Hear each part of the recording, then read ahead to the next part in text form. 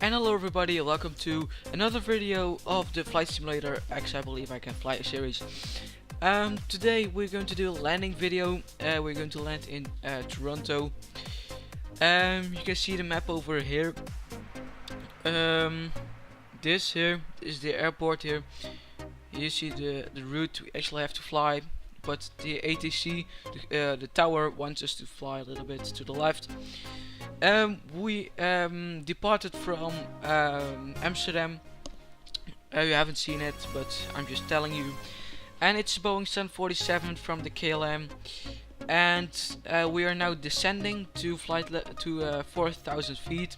Here you can see the altimeter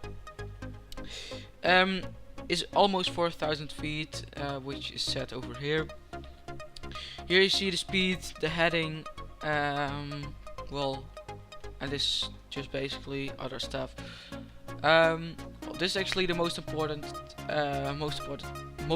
things in the aircraft. It's autopilot. But anyway, game is currently paused, and I will press the B button, and now you see it's moving. It's not quite far anymore. Here, yeah, we're almost 4,000 feet. So that's quite good. We are just below the clouds. The visibility is not that good, but it's okay. Let's just say that it's okay. It could be better, but it is okay.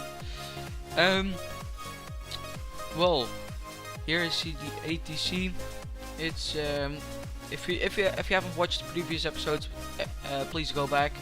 Especially the first episode, I explained a little bit more about the game and the basic things and what everything is. But as we don't have much to do, well, I'll just give it to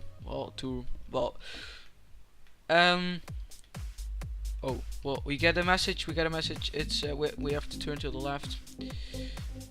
240, so 240 degrees. That's heading. Landing lights need to be on. Why is it becoming dark? The landing lights, here you see the lights are on, but now it gets dark in here. Come on, what is this? What is this? I've never had this before. So now they are on. Now the lights in the cockpit are off. That's a bit odd. Is there no switch like for the panel, the light? Well, we'll just leave it like this. It doesn't really matter. And we're going to land on runway 33 right, I believe. I'm not quite sure. I'm going to look for it. I think it is. Yes, runway 33 right. Will be an automatic landing. That means I just have to set the autopilot correctly, and frequency, that's here. If you set it correctly, then the plane will land automatically. Well, we just see. Normally it goes right, so I hope it goes right as well now. If it doesn't, then one of the viewers something. Well, he once asked what happens if you crash, and well, I will show that when we crash. But we don't know if we're going to crash, because it happened in France a few days ago. No, it was 2 weeks ago from now, that a Airbus crashed into the Alps and everyone died, and the pilot committed suicide, the first officer, so the person who's sitting normally over here. But we do not want to commit suicide. We just want to arrive home safely, because we do have a family at home. We do have kids, we have family with nice things, so we do not want to crash. Preferably actually not. Well, here you can see this line. This is the runway we need to have. So this is a 90 degrees angle from here. Now we're going to turn here. Then from here on, when we've turned, The autopilot will do everything, and then we can just watch. We can just see the plane landing. So this is runway 33 right. You also have some others, but we're going to land on this runway. Don't know why the tower gave me the instruction to do it like that, so why not?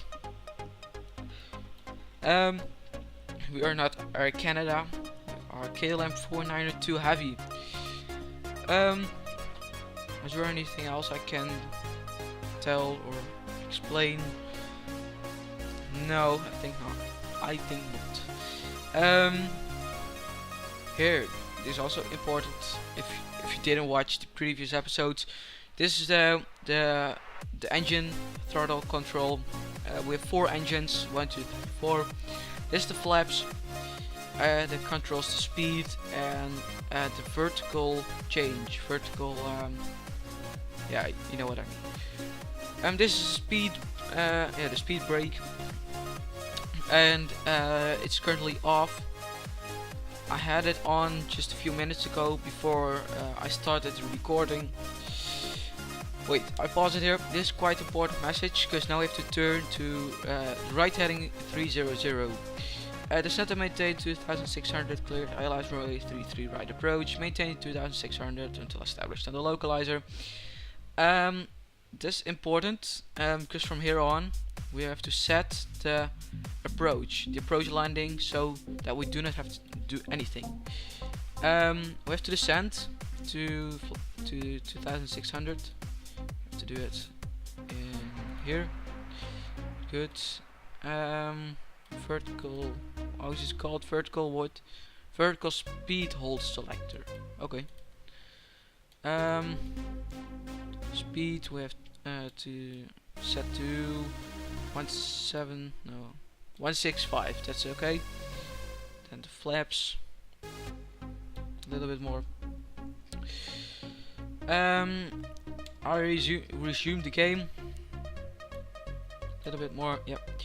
So now you can see we're descending again, because this one is moving. This is the altimeter. This is the speed. Here you see the turn, engines. Wait, we have to acknowledge, just to say that we understood our instructions. That's also very important, because otherwise you will get the same effect as what happened with the Malaysian Airlines that crashed.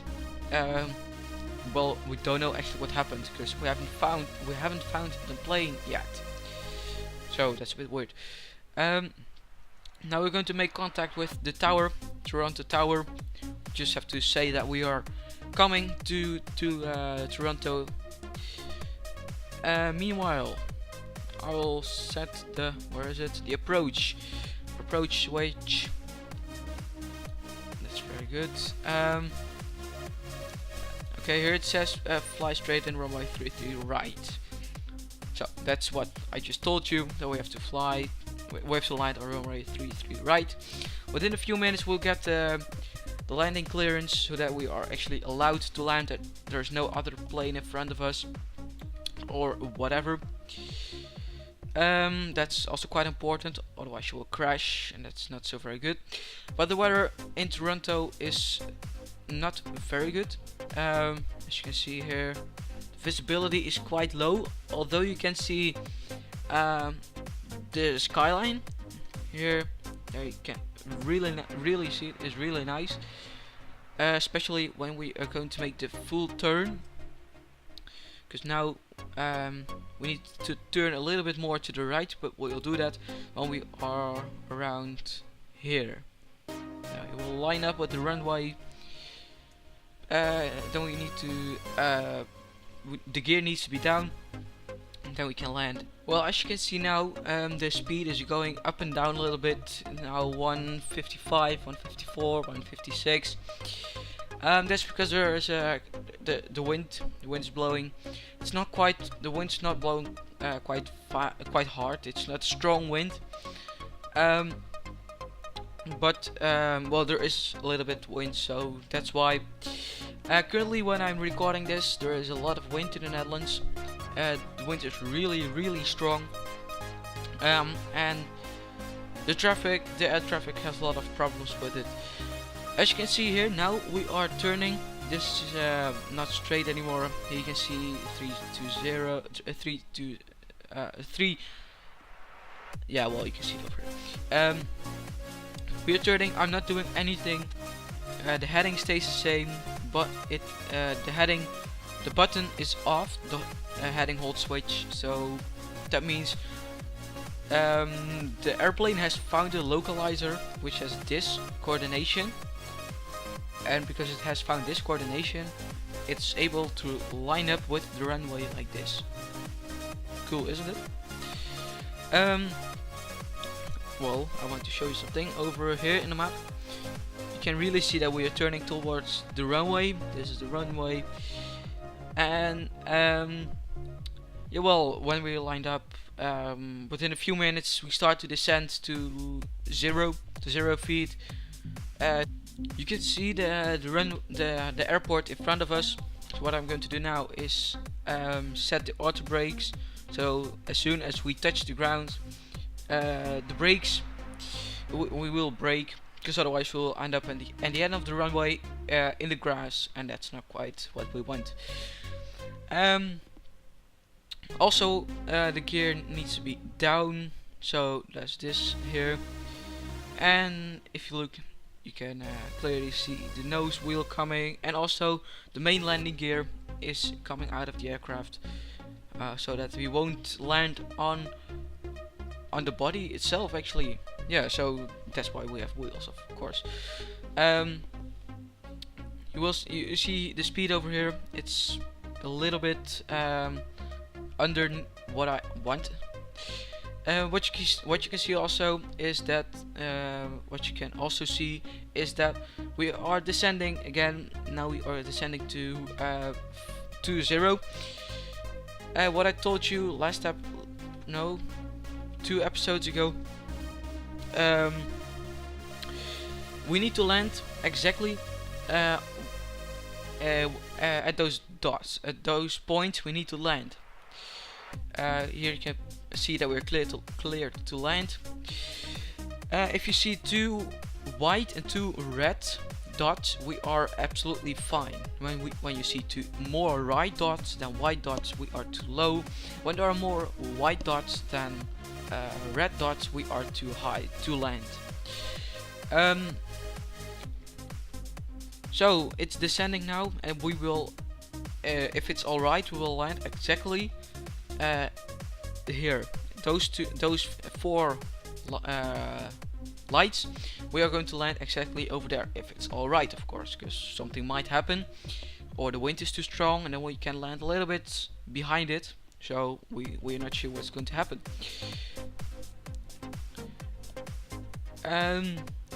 Well. Yes, it's going quite good. Yes.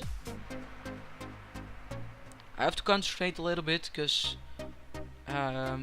it's quite intensive. You can really feel how big this airplane is. You can really feel the difference between a Boeing 737 and a Boeing 747. So yes, here you can also see the roads, highway.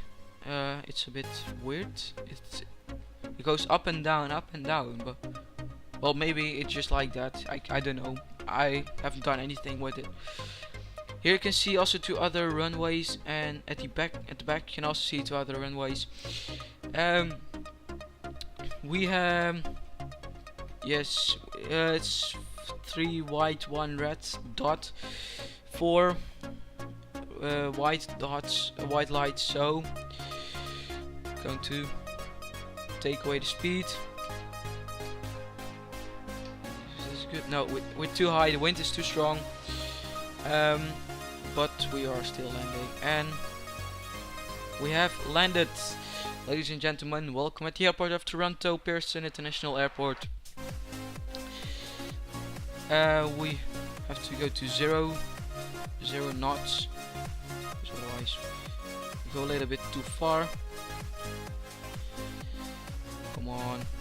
Yeah, well, it's quite a long runway, but it doesn't matter anyway. But I still want to end on time.